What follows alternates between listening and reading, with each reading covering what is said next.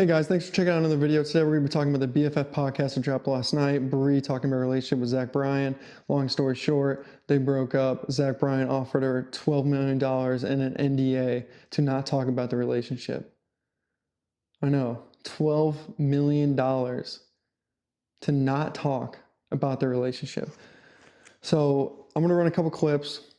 Then we're going to talk about a couple of her quotes. This whole channel is about self-empowerment. This whole channel is about personal growth. This whole channel is about getting people on their paths to achieving their dreams, finding their soulmates, achieving what's called like happiness, but actually having happiness, developing appreciation, developing self-forgiveness, are powerful growth tools that we have at our disposal. That's what this channel is about. And she said a couple quotes yesterday that I thought were marvelous. Once again, I don't know the situation, so I'm not judging the situation or saying what is. I'm just telling you, like, some of these quotes were absolutely incredible. So we're going to dive into those. I'm also going to talk about how important the family and support system is. And then lastly, we're going to talk about the God complex that some people develop and how dangerous it is to essentially become a person who truly thinks like they are God or they are like above the status of man. Okay, so let's run those clips and then let's jump into a couple of the quotes. Bank. You don't just get to dump and shit on people for a year, give them millions of dollars and walk away like, I'm the hero. She's going to be taken care of for life. I'm going to be taken care of for life regardless because I'm me. Amen to that. Bars. That was bars. And I sat on that back porch with my aunt and we looked out at the water and we looked at this fucking $10 million house. And I'm like, for what? I'm going to get all these millions and just to have a backyard to sit in and thank Zach for?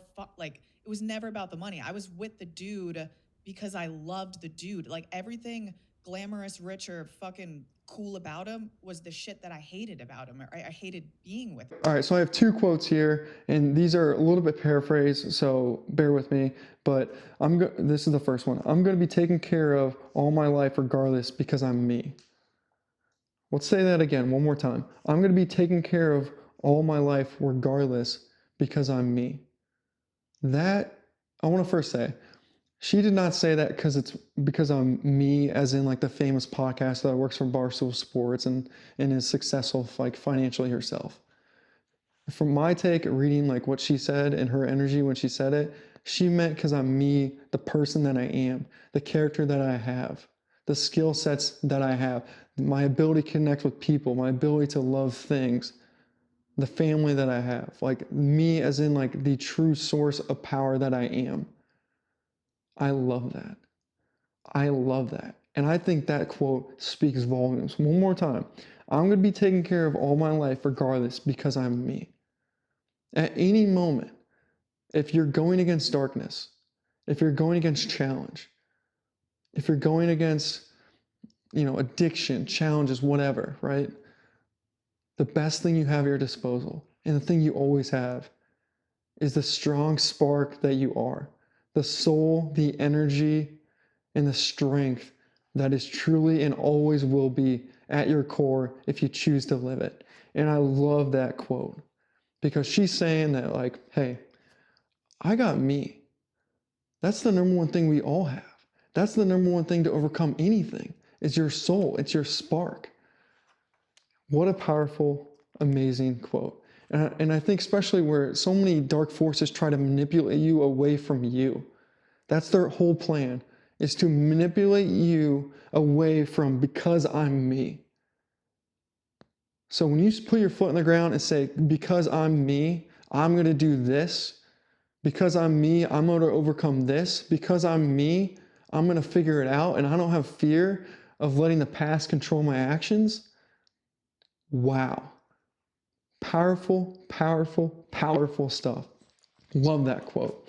All right, next one. Here we go. And this one's completely paraphrased, so bear with me here.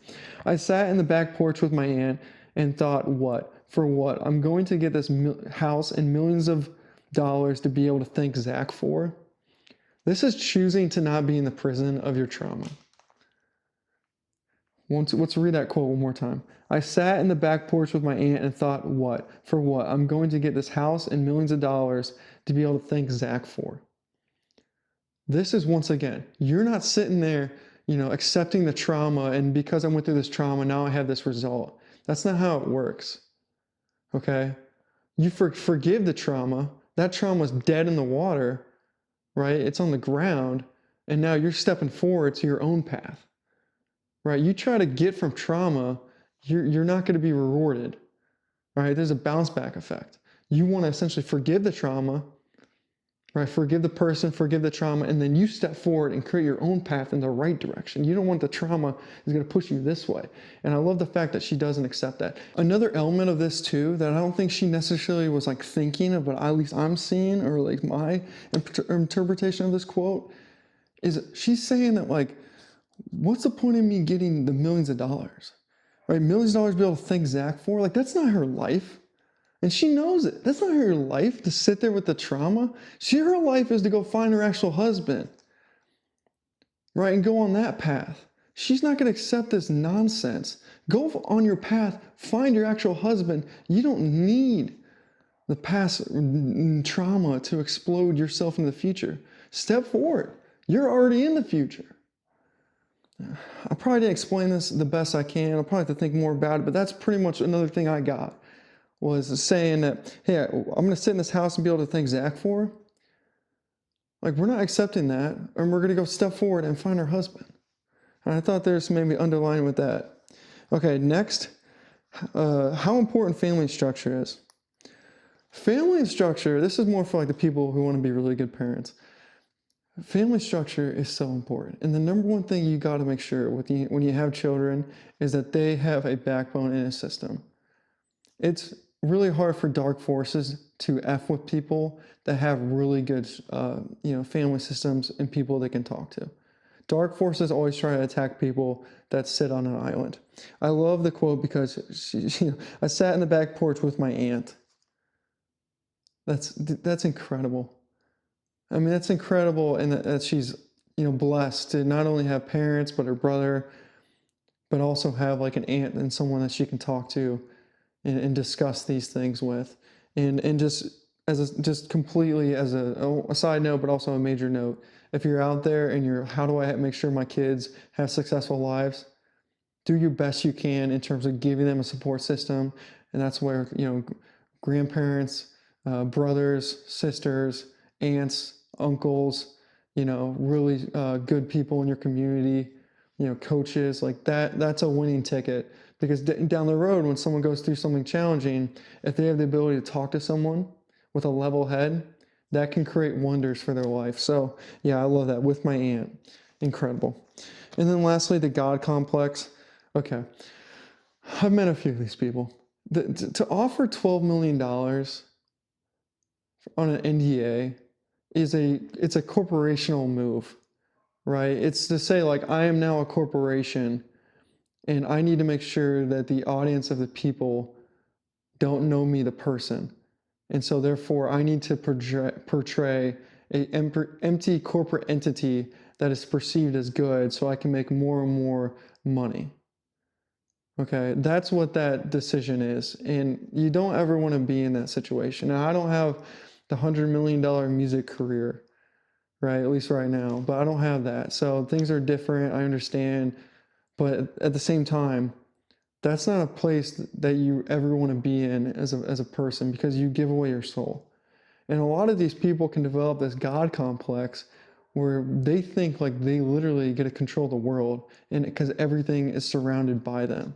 And this is, again, why it's really important, you as a person, that if you become really successful, that you keep people close to you that have no problem telling you that you are a failure for your actions, that you are a failure for your behaviors, and that you need to become and look in the mirror and become a better person. Because when you go out there and you have giant corporations backing you and they're promoting all your music, all that's like force fed into the community because they're putting millions and millions of dollars of this. So they're putting you on a pedestal. Now you become an icon. Now you become an idol. And it's so easy for a person to essentially start to become and think that they're God, especially when they can afford things like paying their ex-girlfriend $12 million to just literally shut up about the relationship. All right, so the number one thing to do if you are going to become a really successful person is you got to stay grounded. Okay, it's the classic story that I always tell. If I'm working with a person and coaching this person, I put a rock on the table and say, lift the rock. They grab the rock with their hand. I grab the rock from their hand, I put it back on the table, and I go, no, lift it with your soul. Lift it with your energy field. Because until you can do that, until you can figure out how to lift that rock with your energy field, then we're just going to leave the whole your God thing on the table. Because that lifting the rock is possible with your energy field, and you're a long fucking way from it because you think you're fucking God. So, once again, that's a crazy thing. And if you're around someone who thinks they're God, there's really nothing you can do. They're going to just hit the bottom of the ground. Because that's what happens.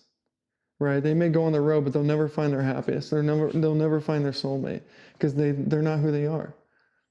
They're not who they are. If you read about any saint or any person, especially Jesus, there's a balance of appreciation within the person that keeps them away from thinking like I am the most important person in the world and I can just manipulate and control everything.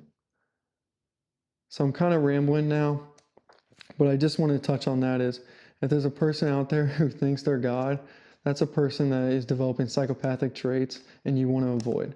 Now, do we all have our spark? Are we all part of the greater good of the universe and the energy known as God? Absolutely. But like you don't have free reign over people, right? You have your ability and your job is to hopefully provide good energy and enjoy being part of the collective, I would say. The best way to sum it up. But yeah, so I'm trying to stay out of the drama because of course like I don't know these people, right? I'm just a dude. But I really loved some of her quotes and I hopefully me recapping connects with people and hopefully honestly her quotes connect with people because I think there's so much self-empowerment in what she said. And of course it's just one side of the relationship story. But putting that aside, like the drama of the story, the quotes were really awesome. So I wanted to discuss those. All right, guys, please consider subscribing. If you want to support me, I also have a sports channel called Beers by the Ivy. You can check that out. That's all sports. And then, of course, I have all these posters that I sell. And I haven't talked necessarily about these on my YouTube channel, but I'm really looking forward to describing what these are and how to use like some of these words as exercises to improve yourself. And then, of course, I sell hats, Beers by the Ivy hats, Joey Scott Media, links all below. I have a free forgiveness seminar coming up. No one signed up for it. So if you sign up for it, you're probably just hanging out with me one-on-one, but it's going to be incredible because self-forgiveness is your most powerful growth tool ever. Forgiveness in general, but especially self-forgiveness. All right, guys, thanks for checking out this video. We'll talk soon.